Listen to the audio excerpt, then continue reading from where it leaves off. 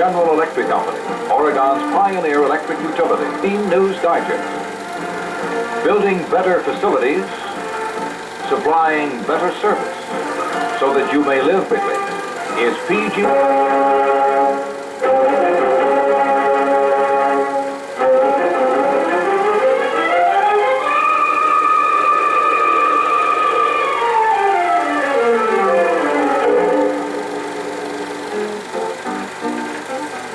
Maestra Mountains in the Orient Pacific. A shadowy figure sits and plots, schemes, and plans. His name is Fidel Castro, the rebel in the mountains, the self-proclaimed savior of Cuba.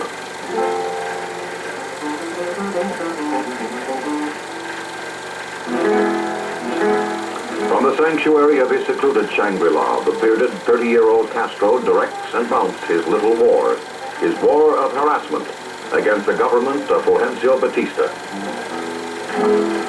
Leading his ragged rebel band, Castro carries out a series of hit-and-run raids, striking here, there, everywhere. A demolition team is sent out to destroy a bridge, silhouettes on a span, quick to come and go.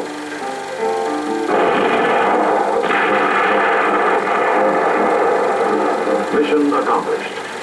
Scrambling back, Castro's commandos find blessed cover in smoke and fog. They are phantoms now, lost in a world of eerie twilight, but they are safe, safe for the hike home.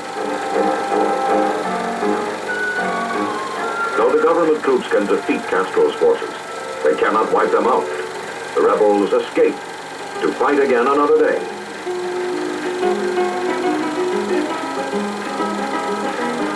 After the raids, there is time to celebrate, to dream of the day when Fidel Castro and his men will command all of Cuba.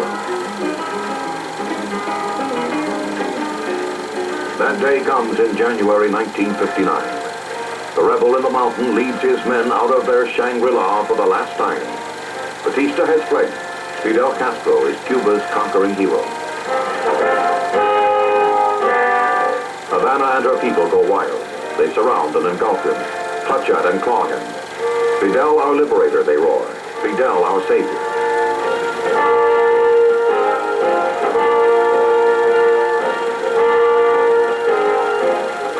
On this fateful day, Castro speaks of the purification of Cuba, of peace with liberty, peace with justice, peace with individual rights.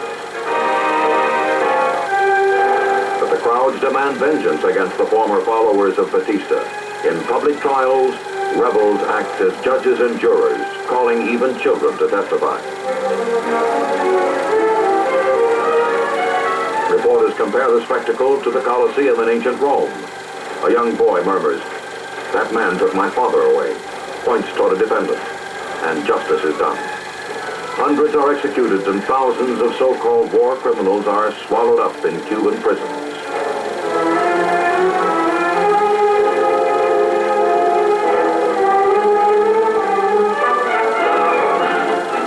But Fidel Castro can do no wrong. The bearded leader is cheered and acclaimed wherever he goes, whatever he does.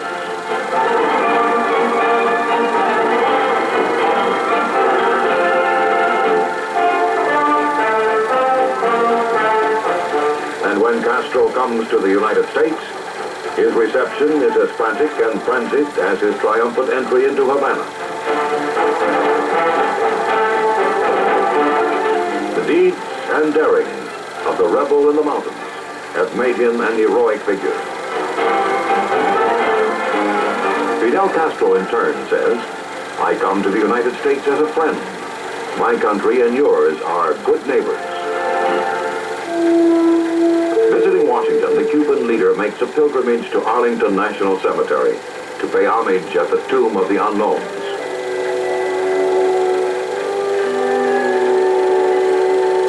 All free men, he says, are in America's debt.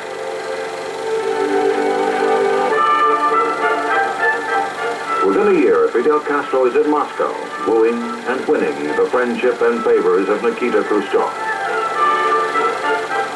Fidel, Fidel, Fidel, the people chant. Russia has found a new satellite in the Western Hemisphere, the first and only communist nation in the New World.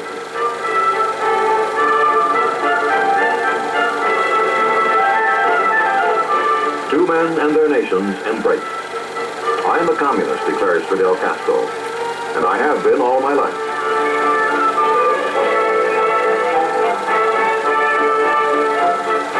In private meetings, Khrushchev and Castro make fateful and far-reaching decisions. The Soviet Union agrees to buy 1 million tons of sugar a year from Cuba.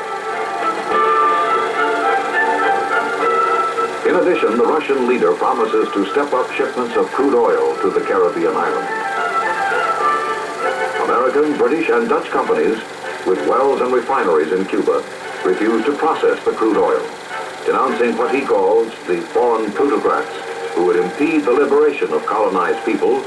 Castro seizes the oil companies. The United States, which has been importing 3 million tons of sugar a year, announces it will cut that amount by 700,000 tons. The Cuban leader reacts quickly, defiantly. He seizes the American-owned sugar plantations.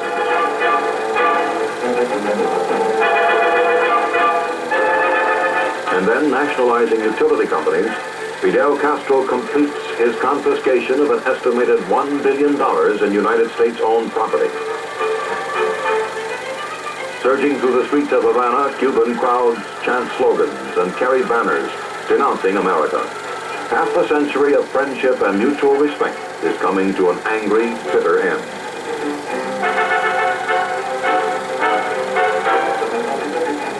On January 3rd, 1961, the bond is broken.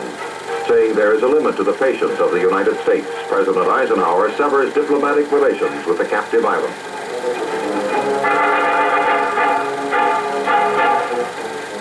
Two years and 2 days after Castro's seizure of power, it is exit America and enter Red China.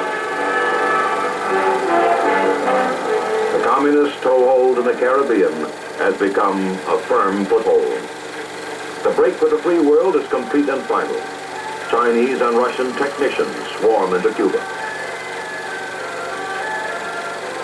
Raul Castro, Fidel's younger brother, travels behind the bamboo curtain to be greeted and decorated by Chinese military officers in Beiping. We are not alone, boasts Raul Castro. We have powerful allies. In Moscow, Russia welcomes warmly Cuba's most dedicated communist, Ernesto Che Guevara. Proudly and openly, the young Marxist pledges his country's allegiance to the communist cause. In Havana, Fidel Castro echoes Guevara's words and promises. And though the crowds do not know it, he does something more.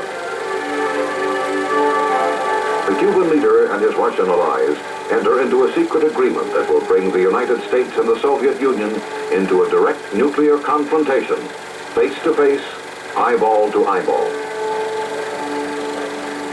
America and the world are told of the grave threat to international peace on a Monday night in October 1962. President Kennedy speaks. Good evening, my fellow citizens. This government, as promised, has maintained the closest surveillance of the Soviet military buildup on the island of Cuba. Within the past week, unmistakable evidence has established the fact that a series of offensive missile sites is now in preparation on that imprisoned island. The purpose of these bases can be none other than to provide a nuclear strike capability against the Western Hemisphere. The United Nations Security Council meets promptly to discuss the Soviet missile buildup. Adlai Stevenson, speaking for the United States, and Valerian Zorin, representing Russia, have their own dramatic confrontation as the Cuban delegate listens. All right, sir. Let me ask you one simple question. Do you, Ambassador Zorin, deny that the USSR has placed and is placing medium and intermediate range missiles and sites in Cuba? Yes or no? Don't wait for the translation, yes or no. I'm prepared to wait for my answer until hell freezes over, if that's your decision. For 7 tense and troubled days, mankind stands on the brink of an all-out nuclear war. Finally, Nikita Khrushchev announces that he has ordered the dismantling of the missile sites. And soon the Soviet rockets are on their way home. American aircraft sweep over the Russian freighters, confirming the sinister cargo hidden beneath the canvas coverings. The Cuban Missile Crisis is over. The Soviet Union has backed down.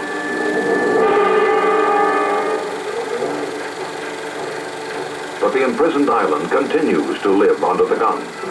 Women must join and serve in Castro's militia. The regimented, disciplined life takes root early. Boys who are old enough to go to school are old enough to march and drill for Papa Fidel. The revolution that ousted Batista is the revolution betrayed. Cuba still waits for the free elections that Fidel Castro promised his people in 1959. The island's transformation into a Soviet satellite is complete. Russian-made movies are featured in the theaters of Havana. Magazines glorify Cuba's bearded dictator. And every night, on any street, there are stark reminders of a ransomed people and a captive country. The world is given dramatic evidence of the dissatisfaction with the communist regime when Fidel offers any who wish an opportunity to leave Cuba for the United States. Tens of thousands respond. The island is not for them the paradise that Castro promised. The refugees are so anxious to leave their homeland that many of them will not even wait for organized sea lifts and airlifts. They board whatever vessels they can find for the hazardous 90-mile crossing to the Florida coast.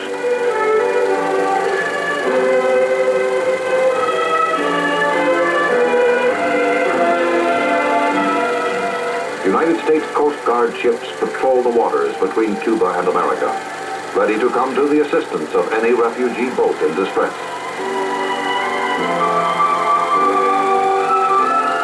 In the first frantic days, the beacon light of freedom beckons hundreds of Cubans to the United States, the promised land. They come with little but hope as their luggage. And yet the life they choose holds promise of a far better future than the life they left behind.